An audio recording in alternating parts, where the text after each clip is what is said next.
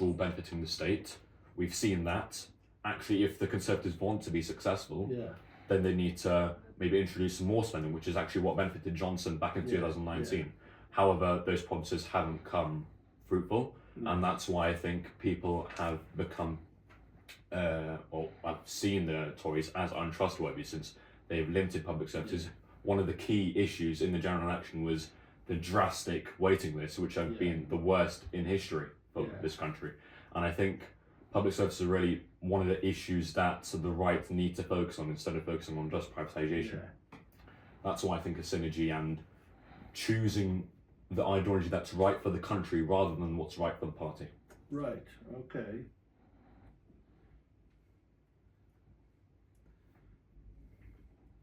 And how have you chosen those? I mean, how do you choose,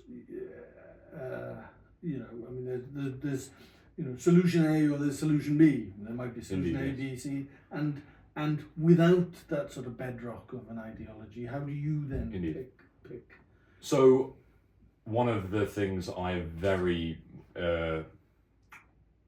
ardently pinpointed in their manifesto is that there must be empirical evidence behind policymaking. Right. There must be data to back it up. With, for example, certain policies on the extremes, you have ideas such as communism. That's a very far-fetched idea, which is a very keen and positive idea in theory. Everyone has what they need, everything's in good demand. Have it in practice, that clearly doesn't work out. So I think that there has to be practical solutions, pragmatic solutions, which reflect the situation of the country. For example, one of the issues which I've stated before is NHS waiting list. That clearly needs either a reform within public services or an increase in investment, which we have seen. And and I have, as I said, where do you fall on that? Do you reform or invest, or I'd or say, both? I'd say there has to be a bit of both. Reform, because obviously you're talking about NHS is a very, very big organisation. Reform in what sense? I come to the sense that it has to be in terms of minister leadership. For example, with the Conservatives, we had businessmen appointed as head of a public health organisation, and I don't think that that is right.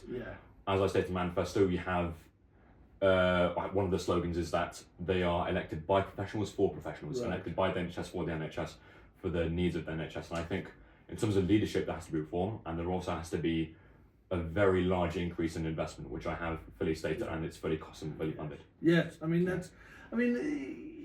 you must have spent hours working out this. I mean, is that fun? It doesn't sound like it doesn't sound that much fun to me. Certainly doesn't sound like the normal sort of fun a 15-year-old boy might be having. Most people will not find that fun, and that's because I'm not normal. I'm abnormal, so I wouldn't find that as fun. Well, most people wouldn't find that, but I very much do. That's why I've dedicated much long time. And I'm also very patriotic in the sense that I want to do the best of the country.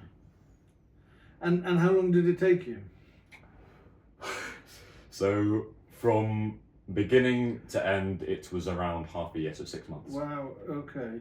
I mean, are you, sorry, coming back to, you're 15, are you doing your GCSEs this year or next year? This final year of GCSEs. Yeah, you did.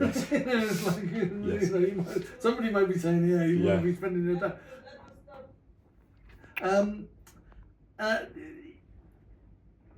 I mean, you've come up with a party and its manifesto. I mean, third parties, I mean, and as you say, there's a rejection of the two-party system. The two-party system has a way of sort of, its tentacles go deep. Yes, indeed. My metaphor's getting mixed here. The two-party system, nobody likes it, but a lot of people have struggled to get rid of it. And I'll say it. I mean, I don't mean to insult you. Some people say, well, it's a great idea. He's in school. He's 15. Yes. This is, a great, slightly quixotic idea. Yes. But we'll all get back to business as usual. I mean, how much hope do you have? How much hope do you have? And if I made you put money on it, you know, how much money would you put on, you know, this Yes, having indeed. an So effect? yeah, that's a very eloquent question. So, and there are two answers to this.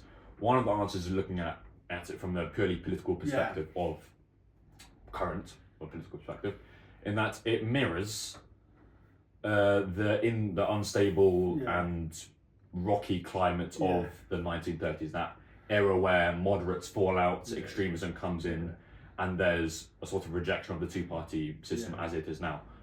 And I think, obviously, we've seen parties like Reform, Lib Dems, and the Green Party, the fringe parties, sort of come into the centre ground.